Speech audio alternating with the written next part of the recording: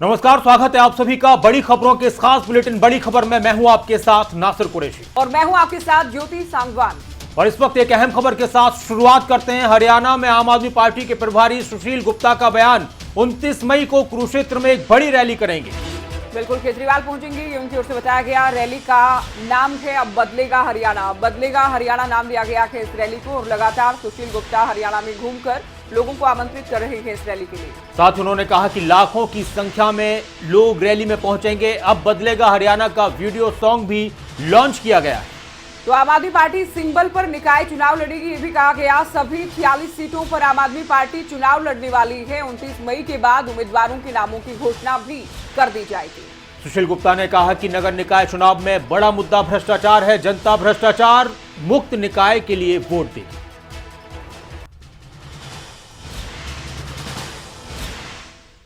आम आदमी पार्टी का यह वीडियो सॉन्ग प्रदेश को बने लगभग 55 साल हो गए।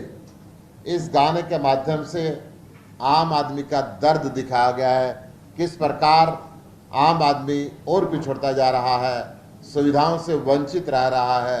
आज़ादी के 55 साल के बाद भी लगातार बिजली नहीं मिल रही, इस बात की लड़ाई लड़नी पड़ती है।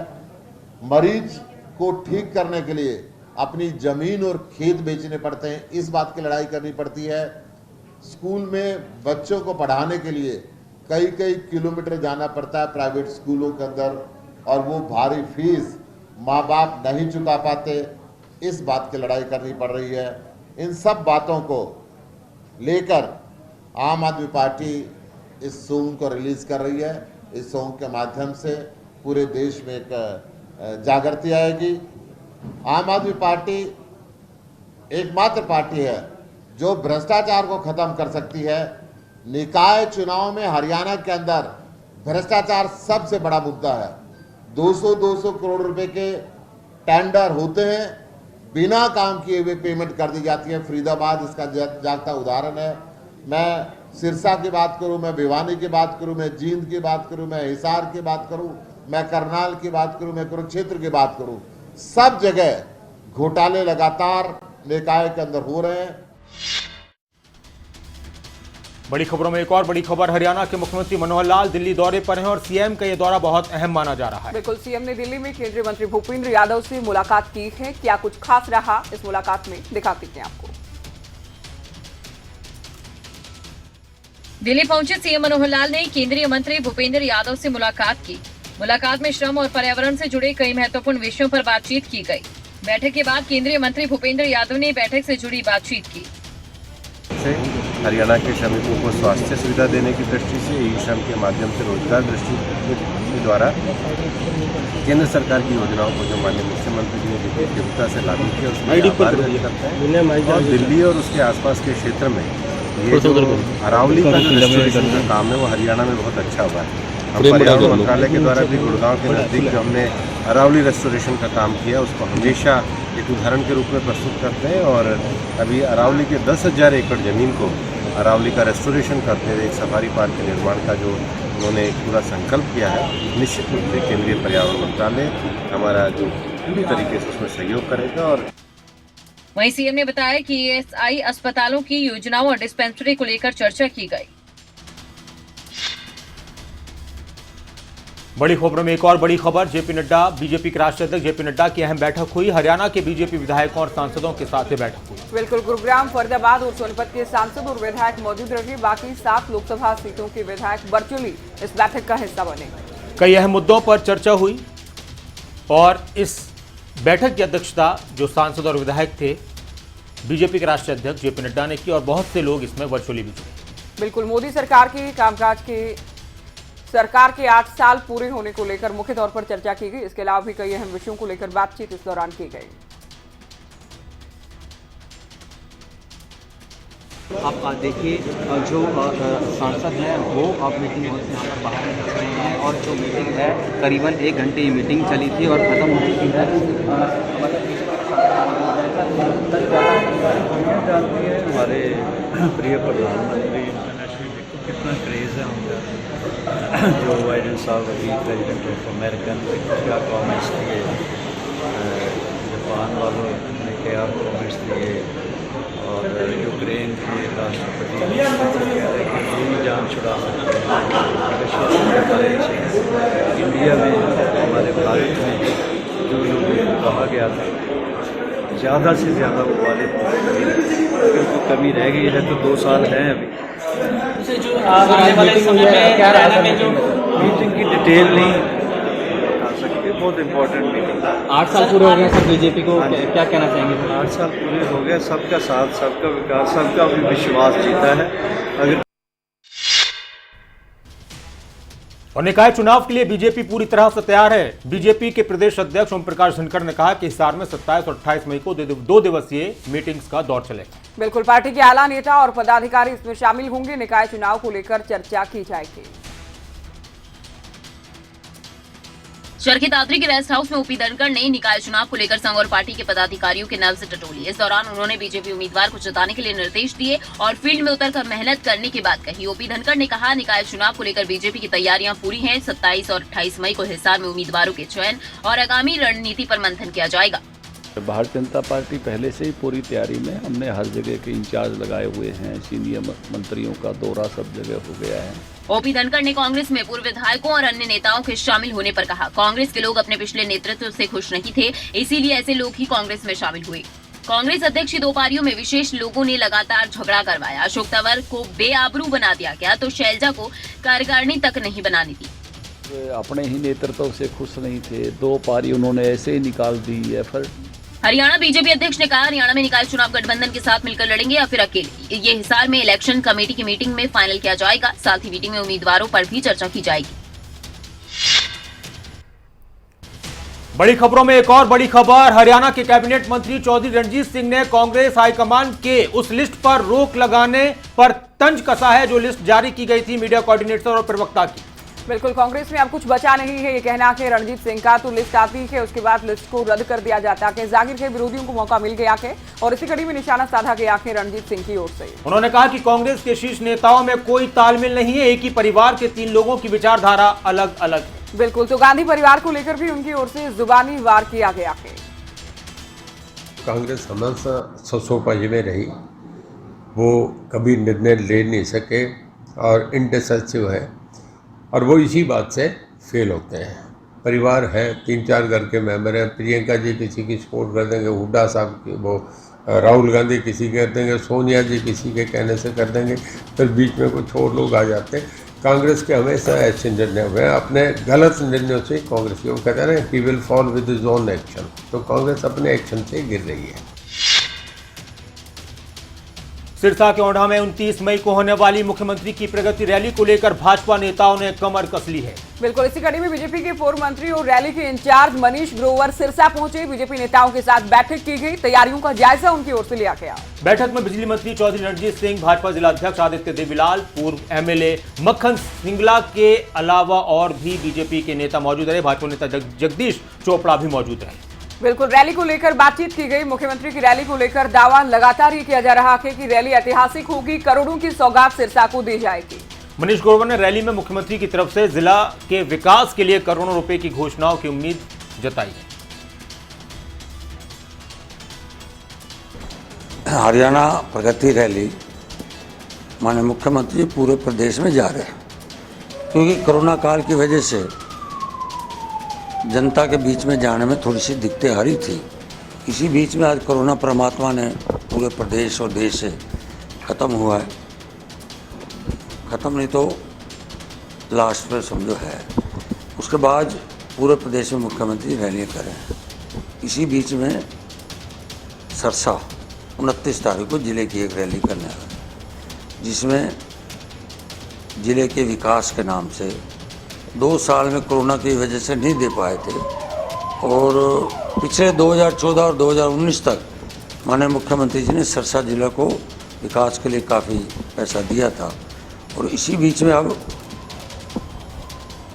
माननीय मुख्यमंत्री जी यहाँ के लोगों की डिमांड, हमारे नेताओं की डिमांड, उनकी तर्ज पर मुख्यमंत्री घोषणा करके जाएंगे। बड़ी खबरों में अब तक की बड़ी खबरों में एक और बड़ी खबर, करनाल में 4 आतंकियों की गिरफ्तारी के मामले को लेकर अहम खबर। पंजाब पुलिस ने गुरप्रीत अमनदीप को प्रोडक्शन वारंट पर लिया है। मामले में खरड़ का रहने वाला संदीप भी गिरफ्तार किया गया। आरोपियों के लिए फर्जी आरसी बनाने के आरोप लगे। एक आरोपी पवन की तलाश में लगातार दबिश जारी है।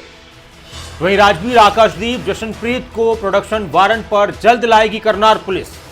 पंजाब में आतंकियों के सहयोगी हैं तीनों आरोपी, ये भी बताया गया। कुल मिलाकर करनाल के आप जानते हैं कि बस्ताना टोल प्लाजा के पास गिरफ्तारियां हुई थी। उसके बाद लगातार गिरफ्तारियों का सिलसिला, पूछताछ का सिलसिला जारी रहा। अभी बड़ी खबर इसी से जुड़ी और अभी एक आरोपी पवन की तलाश में छापेमारी लगातार जारी है।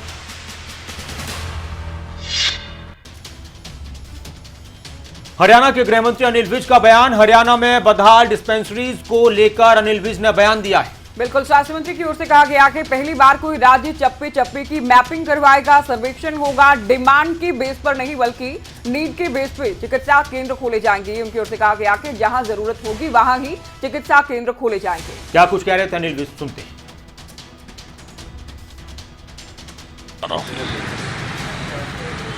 कि कहां पर किस किस स्तर की मेडिकल सुविधाओं की आवश्यकता है। अभी डिमांड बेस्ड डिस्पेंसरियां या अस्पताल खुले हुए हैं। मैं नीड बेस्ड डिस्पेंसरियां या अस्पताल खोलना चाहता हूं और उसके लिए टेंडर शायद फ्लोट हो चुका होगा। तो कहां पर पीएससी खोलनी है, कहां सीएससी खोलनी है, कहाँ 100 बेड का अस्पताल खोलना है, कहाँ 200 बेड का अस्पताल खोलना है, कहाँ पर आईसीयू होना चाहिए, कहाँ पर कौन सी मशीनरी होनी चाहिए, कहाँ पर कितने डॉक्टर होने चाहिए, कहाँ पर कितनी नर्सेज होनी चाहिए, ये सारे के लिए हम एजेंसी हायर कर रहे हैं जो सारे हरियाणा के चप्पे चप्पे का देखकर कितने डिस्टेंस पर होनी चाहिए। कहीं पर तो 5 किलोमीटर में ही 2 या 3 खुल गई हैं। जहाँ पर ज़्यादा जोर था नुमाइंदों का उन्होंने ज़्यादा खुलवा दी, कहीं पर कई किलोमीटर तक कोई नहीं है। तो ये पहली बार होने जा रहा है। बड़ी खबर में एक और बड़ी खबर। हरियाणा में बदमाशों के हौसले लगातार बुलंद हो रहे हैं। रेवाड़ी के बावल कस्बे में एक व्यापारी से फिरौती मांगने का मामला सामने आया है। तो बावल से मामला सामने आया है। मामले की तस्वीरें भी सामने आई हैं। अब मामले में पुलिस जांच कर रही है।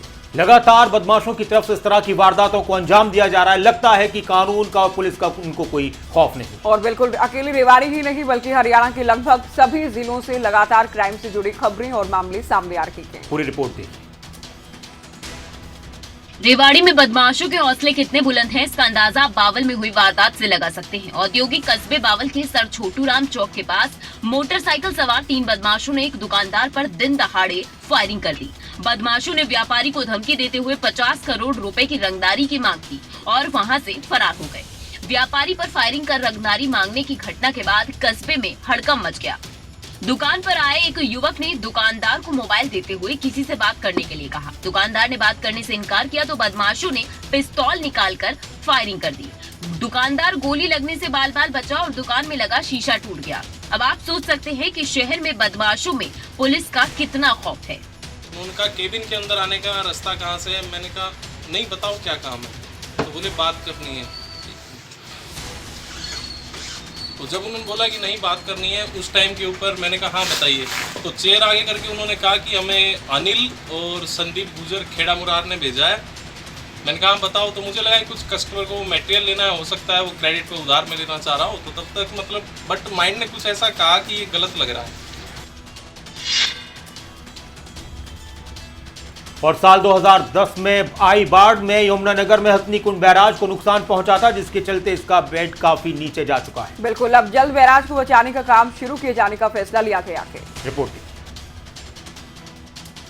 यमुनानगर में हरियाणा, हिमाचल, उत्तराखंड सीमा पर स्थित हथनीकुंड बैराज का निर्माण 9 जुलाई 1999 को तत्कालीन मुख्यमंत्री चौधरी बंसीलाल ने करवाया था। ये बैराज रिकॉर्ड 3 साल में तैयार करवाया गया था। 1999 के बाद लगातार आने वाली बाढ़ से इस बैराज का रिवर बेड लगातार नीचे जा रहा है। साल 2010 में आई बाढ़ से इस बैराज के नीचे ताजेवाला का स्ट्रक्चर बह गया था। इसके बाद बैराज का बेड और नीचे चला गया। 1999 में जब इस बैराज का निर्माण हुआ था उस समय इसका रिवर बेड 329 मीटर पर था, जबकि इस समय ये 14 मीटर नीचे यानी कि 310 मीटर पर है। अगर ये 4 मीटर और नीचे आ जाता है तो बैराज को खतरा पैदा हो जाएगा। अब अब बैराज में 550 मीटर नीचे एक सबमर्सिबल वेयर बनाया जाएगा। इसे सेंट्रल वाटर कमीशन डिजाइन कर रहा है। जैसे ही ये डिजाइन तैयार हो जाएगा, सिंचाई विभाग इस पर काम शुरू कर देगा। अब तक की बड़ी खबरों में एक और बड़ी खबर, करनाल के कल्पना चावला मेडिकल कॉलेज में स्टाफ नर्सेज ने हड़ताल कर प्रदर्शन किया। साथ ही चेतावनी भी दी गई है कि वो अपने काम को छोड़कर दूसरा कोई भी काम नहीं करेंगे। इसके अलावा उन्होंने कहा कि जब तक उनकी मांगों को नहीं माना जाएगा तब तक वो हड़ताल पर रहेंगे। स्टाफ नर्स सुदेश ने बताया कि रोहतक और दूसरे मेडिकल कॉलेज में डॉक्टर स्टाफ नर्स का काम अलग अलग होता है, सब अपना अपना काम करते हैं। पूरी रिपोर्ट देखिए। 4 आरोपी मधुबन थाने के एक मैटर में अरेस्ट किए थे और उसके बाद में डिटेल्ड इंटरोगेशन और पूछताछ के बाद में और पुलिस रिमांड खत्म होने पे करनाल जिला जेल में बंद करवाया था। उसके बाद में पंजाब पुलिस की फिरोजपुर जो जिला है उनकी पुलिस ने यहाँ से प्रोडक्शन वारंट हासिल करके और गुरप्रीत और अमनदीप को वहाँ लेके गई है। वो अपने मामले में शामिल जाँच करेंगे और आगे की कार्रवाई। जींद में छात्रों ने जोरदार प्रदर्शन किया है। बस सेवा की मांग को लेकर छात्र प्रदर्शन कर रहे हैं। बिल्कुल, छात्रों ने राजकीय महाविद्यालय के गेट पर ताला जड़ा। कुछ छात्रों को पुलिस ने इस दौरान हिरासत में भी लिया है। प्रदर्शन को देखते हुए कुछ देर बाद इन छात्रों को रिहा भी कर दिया गया। बस स्टैंड के बाहर बस स्टैंड बाहर शिफ्ट होने से ये छात्र परेशान, इनका कहना है। तो छात्र छात्राओं की ओर से प्रदर्शन किया गया है। गेट पर ताला जड़ा गया और पुलिस ने व्यवस्था संभालने के लिए कुछ देर के लिए इनको हिरासत में लिया, उसके बाद छोड़ दिया गया।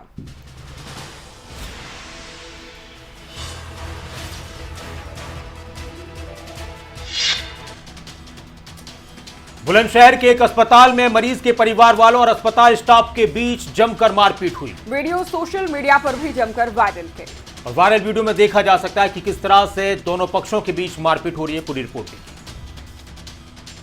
यूपी के बुलंदशहर से एक वीडियो सामने आया है। ककोर थाना क्षेत्र के झाझर रोड स्थित निजी अस्पताल में जमकर मारपीट हुई। वायरल वीडियो में अस्पताल प्रबंधन और मरीज के तीमारदारों के बीच पहले तो जमकर बहस हुई और फिर हंगामा और फिर नौबत मारपीट तक आ गई। तस्वीरों में आप देख सकते हैं कि अस्पताल परिसर दंगल में तब्दील हो गया। दोनों तरफ से जमकर मारपीट की गई। मारपीट की घटना अस्पताल में लगे सीसीटीवी में कैद हो गई। वीडियो में राइफल तानते और महिलाओं से मारपीट करते दबंग भी नजर आ रहे हैं। दरअसल विवाद की शुरुआत इंजेक्शन को लेकर हुई। मरीज के परिजनों का आरोप है कि जब अस्पताल के डॉक्टर ने मरीज को इंजेक्शन लगाया तो परिजनों ने इस पर ऐतराज जताया और फिर बात बढ़ते बढ़ते मारपीट तक आ गई। अब तक की बड़ी खबरों में एक और बड़ी खबर, प्रिंसिपल को पत्नी ने दौड़ा दौड़ा कर पीटा है। बेटे के सामने रोज क्रिकेट बैट और तवे से मारती थी। बिल्कुल, ये आरोप है कि रोजाना मारपीट की जाती थी। पति ने डरकर घर भी छोड़ दिया। इसकी तस्वीरें भी सामने आई है। मामले में जांच जारी है। पूरी रिपोर्ट देखिए। महिलाओं के खिलाफ घरेलू हिंसा के केस अक्सर सामने आते रहते हैं, लेकिन अलवर में मामला ठीक इसके उलट है। यहाँ पत्नी के पति को पीटने का मामला सामने आया है। पत्नी अपने पति को इतनी बेरहमी से पीटती है कि वो बचने के लिए घर से भागता फिरता है। कभी तवे से तो कभी क्रिकेट बैट से पति की रोजाना पिटाई होती थी। पीड़ित पति ने पत्नी की सच्चाई सामने लाने के लिए घर में सीसीटीवी कैमरे लगवा दिए। अब पति इन सीसीटीवी फुटेज के साथ सामने आया और पत्नी की सारी करतूत पुलिस को बता दी। मामला दर्ज होने के बाद कोर्ट ने पति की सुरक्षा उपलब्ध करवाने का आदेश दिया है। मामला भिवाड़ी का है। पीड़ित पति अजीत स्कूल में प्रिंसिपल है। पति की पिटाई का वीडियो भी सामने आया है। इस वीडियो में साफ नजर आ रहा है कि पत्नी सुमन अपने प्रिंसिपल पति की जमकर पिटाई कर रही है। पीड़ित फुटेज में हाथ भी जोड़ रहा है।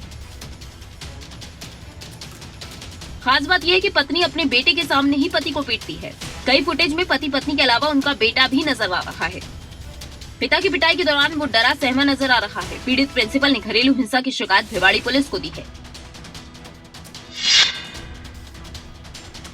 अमेरिका के टेक्सास में एक स्कूल में भीषण गोलीबारी की घटना सामने आई है। इस हमले में 18 बच्चों की जान गई है। कई घायल भी बताए गए हैं जिनका उपचार जारी है। 3 टीचर्स को भी मौत के घाट उतार दिया गया। राष्ट्रपति जो बाइडेन ने घटना पर दुख जताया।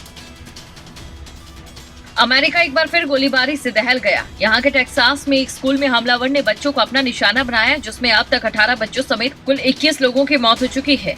इस हमले को लेकर अमेरिकी राष्ट्रपति जो बाइडेन ने देश को संबोधित किया, जिसमें उन्होंने इस घटना को नरसंहार बताया। राष्ट्रपति बाइडेन ने अपने संबोधन में कहा कि मैं राष्ट्रपति बनने के बाद ऐसा संबोधन कभी भी नहीं करना चाहता था। उन्होंने उन तमाम परिवारों के प्रति संवेदना जताई जिनके बच्चों की इस घटना में दुखद मौत हुई। इसके अलावा बाइडेन ने पिछले कुछ सालों में अमेरिका के स्कूलों पर हुए हमलों का भी जिक्र किया। जो बाइडेन ने कहा कि मासूम बच्चों के साथ ये सब हुआ है। ये बच्चे 3री और 4थी ग्रेड के थे, जिनमें कई बच्चों ने अपने दोस्तों को मरते हुए देखा। बता दें कि टेक्सास के स्कूल में हुई इस फायरिंग में अब तक 18 बच्चों की मौत हो चुकी है, जबकि 3 अन्य लोग भी मारे गए हैं। जवाबी कार्रवाई में हमलावर को मार गिराया गया।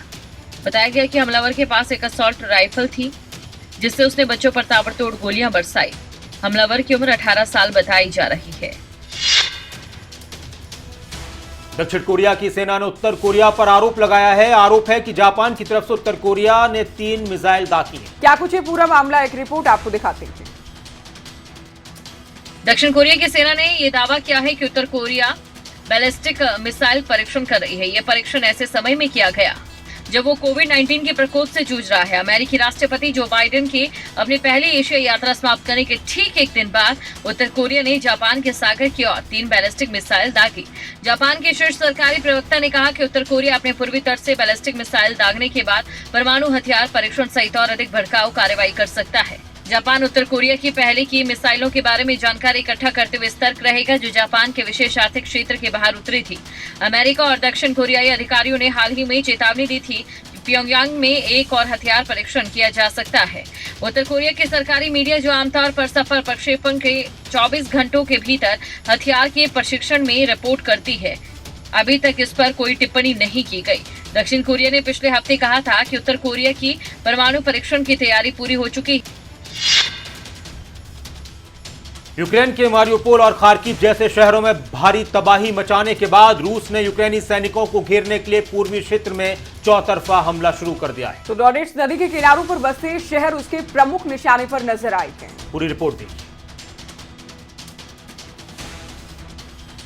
मारिपोल और खार्किव जैसे शहरों में भारी तबाही मचवाने के बाद रूस ने यूक्रेनी सैनिकों को घेरने के लिए पूर्व क्षेत्र में चौतरफा हमला शुरू कर दिया। सिविर्स्की डोनेट्स नदी के किनारों पर बसे जुड़वा शहर सिविरोडोनेस्क और लिसिंचिक के उनके प्रमुख निशाने पर हैं। यूक्रेनी अधिकारियों ने बताया कि मारिपोल में मलबे की खुदाई के दौरान करीब 200 लोगों के शव बरामद हुए। यूक्रेनी सैनिकों ने मालदोव में रूस समर्थक नेताओं के घरों की तलाशी ली। यूक्रेन पर रूसी हमले के ठीक 3 महीने बाद देश के दूसरे बड़े शहर खार्किव के अधिकारियों ने भूमिगत मेट्रो में फिर से ठीक 3 महीने बाद देश के दूसरे बड़े शहर खार्किव के अधिकारियों ने भूमिगत मेट्रो के लिए संचालन की तैयारी शुरू कर दी।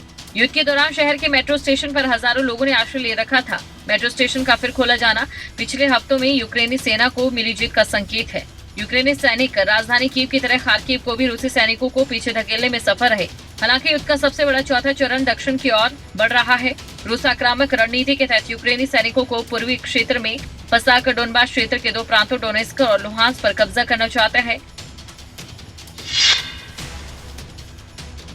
देश में लगातार महंगाई बढ़ रही है और इसको लेकर कहा जा रहा है कि इस पर काबू पाने के लिए कोशिशें भी की जा रही हैं। बिल्कुल, बढ़ती महंगाई पर काबू पाने के लगातार प्रयास जारी है। सरकार ने गेहूं की तरह अब चीनी निर्यात पर भी बैन लगा दिया है। रिपोर्ट देखिए। ये जानकर आप हैरान होंगे कि दुनिया में सबसे ज्यादा चीनी का उत्पादन भारत में होता है, लेकिन चीनी निर्यात के मामले में भारत दूसरे नंबर पर आता है और पहले नंबर पर है ब्राजील। लेकिन भारत में चीनी का ये जो निर्यात है, अब इस पर बहुत जल्द असर हो सकता है। हाल ही में गेहूं निर्यात पर भारत सरकार की तरफ से नियमों को बदला गया और अब नियमों को बदलने की बारी चीनी की निर्यात को लेकर आई है। माना जाता है कि भारत में चीनी के जिस तरीके से दाम बढ़ रहे हैं, उसे देखते हुए केंद्र सरकार की तरफ से चीनी निर्यात पर बैन लगाने की योजना तैयार की जा रही है। एक मीडिया रिपोर्ट के मुताबिक घरेलू कीमतों की बढ़त को रोकने के लिए सरकार चीनी निर्यात को प्रतिबंधित कर सकती है। अब देखने वाली बात ये होगी, अगर देश में गेहूं के बाद चीनी की निर्यात की पॉलिसी में बदलाव आता है तो इसका असर कौन कौन से देशों पर पड़ेगा। तो भारत से सबसे ज्यादा चीनी खरीदने वाले देशों पर इसका असर होगा और ये देश है इंडोनेशिया, अफगानिस्तान, श्रीलंका, बांग्लादेश, संयुक्त अरब अमीरात, मलेशिया और कुछ अफ्रीकी देश इसमें शामिल हैं। लोगों को उम्मीद है कि जल्द से जल्द महंगाई पर कंट्रोल हो और उनकी जिंदगियों में जो महंगाई का असर पड़ रहा है उससे थोड़ी सी निजात मिले। फिलहाल इस बुलेटिन में इतना ही। दीजिए इजाजत और देखते रहिए खबरें अभी तक। नमस्कार।